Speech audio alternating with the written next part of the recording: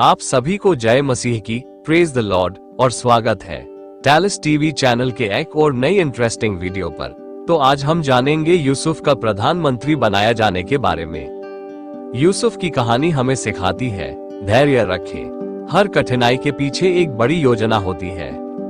ईमानदारी और विश्वास बनाए रखें। परमेश्वर समय पर उचित प्रतिफल देता है।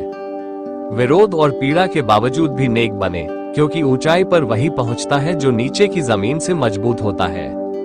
पूरे 2 बरस के बीतने पर फिरौन ने ये स्वप्न देखा कि वो नील नदी के किनारे पर खड़ा है और उस नदी में से 7 सुंदर और मोटी मोटी गायें निकलकर कछार की घास चरने लगी।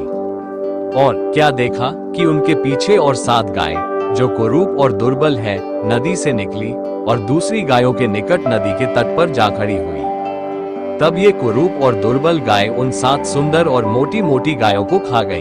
तब फिरौन जाग उठा और वो फिर सो गया और दूसरा स्वप्न देखा कि एक डंठी में से 7 मोटी और अच्छी अच्छी बालें निकली। और क्या देखा कि उनके पीछे 7 बालें पतली और पुरवाई से मुरझाई हुई निकली। और इन पतली बालों ने उन 7 मोटी और अन्न से भरी हुई बालों को निगल लिया। तब फिरौन जागा और उसे मालूम हुआ कि यह स्वप्न ही था। भोर को फिरौन का मन व्याकुल हुआ और उसने मिस्र के सब ज्योतिषियों और पंडितों को बुलवा भेजा और उनको अपने स्वप्न बताए, पर उनमें से कोई भी उनका फल फिरौन से न कह सका। तब पिलानेहारों का प्रधान फिरौन से बोल उठा कि मेरे अपराध आज मुझे स्मरण आए, जब फिरौन अपने दासों से क्रोधित हुआ था और मुझे और पकानेहारों के प्रधान को कैद करा के जल्लादों के प्रधान के घर के बंदीगृह में डाल दिया था। तब हम दोनों ने एक ही रात में अपने अपने होनहार के अनुसार स्वप्न देखा। और वहां हमारे साथ एक इब्री जवान था जो जल्लादों के प्रधान का दास था। सो हमने उसको बताया और उसने हमारे स्वप्नों का फल हमसे कहा। हम में से एक एक के स्वप्न का फल उसने बता दिया और जैसा जैसा फल उसने हमसे कहा था वैसा ही हुआ भी, अर्थात मुझको तो मेरा पद फिर मिला, पर वो फांसी पर लटकाया गया। तब फिरौन ने यूसुफ को बुलवा भेजा और वह झटपट बंदीगृह से बाहर निकाला गया और बाल बनवाकर और वस्त्र बदलकर फिरौन के सामने आया। फिरौन ने यूसुफ से कहा, मैंने एक स्वप्न देखा है और उसके फल का बताने वाला कोई भी नहीं, और मैंने तेरे विषय में सुना है कि तू स्वप्न सुनते ही उसका फल बता सकता है। यूसुफ ने फिरौन से कहा, मैं तो कुछ नहीं जानता, परमेश्वर ही फिरौन के लिए शुभ वचन देगा। फिर फिरौन यूसुफ से कहने लगा, मैंने अपने स्वप्न में देखा कि मैं नील नदी के किनारे पर खड़ा हूँ। फिर क्या देखा कि नदी में से 7 मोटी और सुंदर सुंदर गायें निकलकर कछार की घास चरने लगी। फिर क्या देखा कि उनके पीछे 7 और गायें निकली जो दुबली और बहुत कुरूप और दुर्बल है।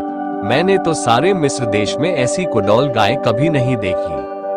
और इन दुर्बल और कुडौल गायों ने उन पहली 7 मोटी मोटी गायों को खा लिया। और जब वे उनको खा गई तब यह मालूम नहीं होता था कि वे उनको खा गई है, क्योंकि वे पहले की नाई जैसी की तैसी कुडौल रही। तब मैं जाग उठा।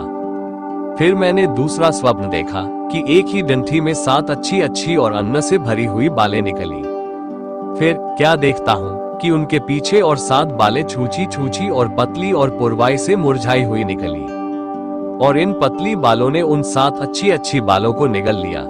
इसे मैंने ज्योतिषियों को बताया, पर इसका समझाने हारा कोई नहीं मिला।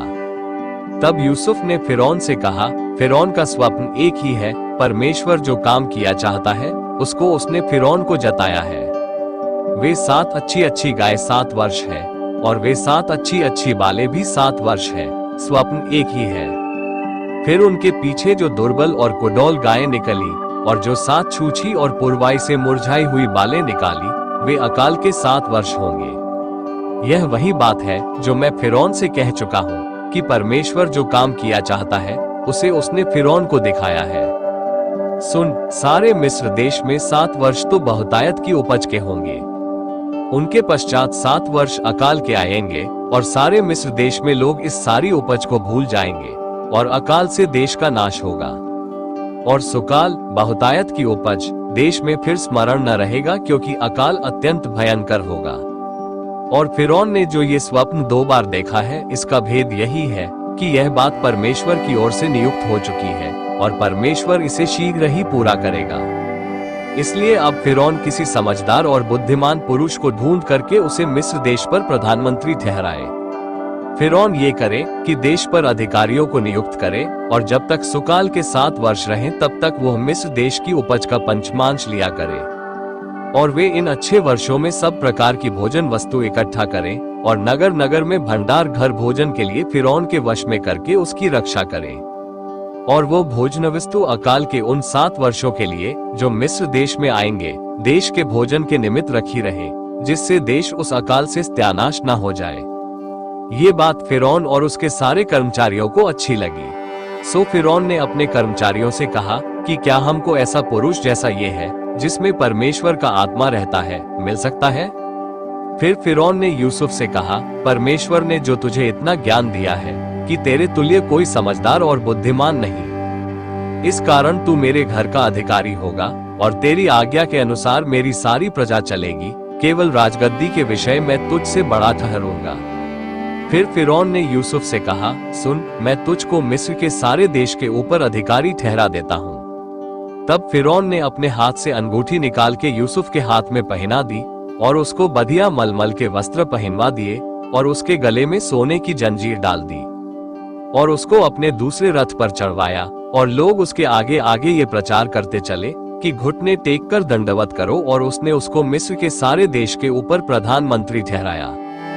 फिर फिरौन ने यूसुफ से कहा, फिरौन तो मैं हूँ और सारे मिस्र देश में कोई भी तेरी आज्ञा के बिना हाथ पांव न हिलाएगा। और फिरौन ने यूसुफ का नाम सापन अपाने रखा और ओन नगर के याजक पोतीपेरा की बेटी आसनत से उसका ब्याह करा दिया और यूसुफ मिस्र के सारे देश में दौरा करने लगा।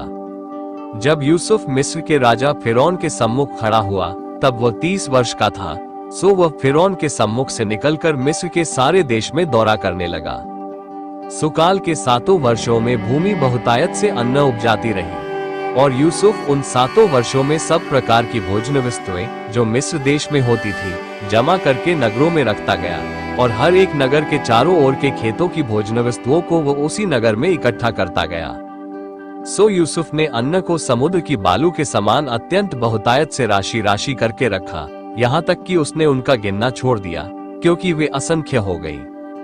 अकाल के प्रथम वर्ष के आने से पहले यूसुफ के 2 पुत्र ओन के याजक पोतीपेरा की बेटी आसनत से जन्मे और यूसुफ ने अपने जेठे का नाम ये कह के मनश्शे रखा कि परमेश्वर ने मुझसे सारा क्लेश और मेरे पिता का सारा घराना भुला दिया है। और दूसरे का नाम उसने ये कहकर एप्रैम रखा कि मुझे दुख भोगने के देश में परमेश्वर ने फुलाया फलाया है। और मिस्र देश के सुकाल के वे 7 वर्ष समाप्त हो गए और यूसुफ के कहने के अनुसार 7 वर्षों के लिए अकाल आरंभ हो गया और सब देशों में अकाल पड़ने लगा, परंतु सारे मिस्र देश में अन्न था। जब मिस्र का सारा देश भूखों मरने लगा तब प्रजा फिरौन से चिल्ला चिल्ला कर रोटी मांगने लगी और वह सब मिस्रियों से कहा करता था, यूसुफ के पास जाओ और जो कुछ वह तुमसे कहे वही करो। सो जब अकाल सारी पृथ्वी पर फैल गया और मिस्र देश में काल का भयंकर रूप हो गया तब यूसुफ सब भंडारों को खोल खोल के मिस्रियों के हाथ अन्न बेचने लगा। सो सारी पृथ्वी के लोग मिस्र में अन्न मोल लेने के लिए यूसुफ के पास आने लगे क्योंकि सारी पृथ्वी पर भयंकर अकाल था। ये कहानी से हमें ये सीख मिलती है, धैर्य रखें। हर कठिनाई के पीछे एक बड़ी योजना होती है। ईमानदारी और विश्वास बनाए रखें। परमेश्वर समय पर उचित प्रतिफल देता है। विरोध और पीड़ा के बावजूद भी नेक बने, क्योंकि ऊंचाई पर वही पहुंचता है जो नीचे की जमीन से मजबूत होता है। ये वीडियो अच्छा लगा तो चैनल से जरूर जुड़े रहें और चैनल को सब्सक्राइब करें। धन्यवाद।